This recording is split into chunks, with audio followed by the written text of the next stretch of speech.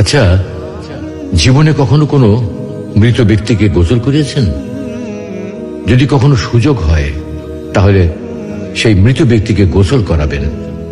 তখন খুব কাছ থেকে দেখবেন মৃত মানুষের দেহটা কতটা অসহায় লাগে, মৃত্যুর পরে মানুষের দেহ কতটা ভয়ের কারণ হয়ে দাঁড়ায়।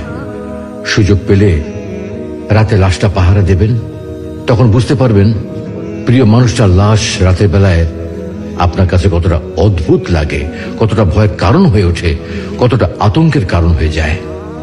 সুযোগ পেলে মৃত ব্যক্তির শরীরে একটু হাত লাগিয়ে কিছুক্ষণ তার স্পর্শ নেবেন।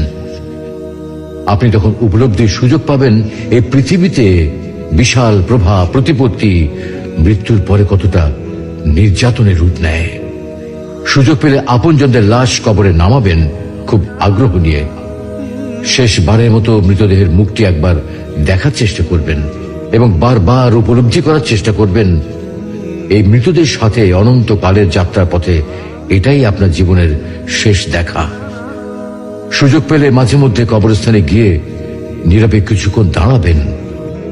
এরপর মনে মনে চিন্তা করবেন জীবনের লাভ ক্ষতির হিসাব।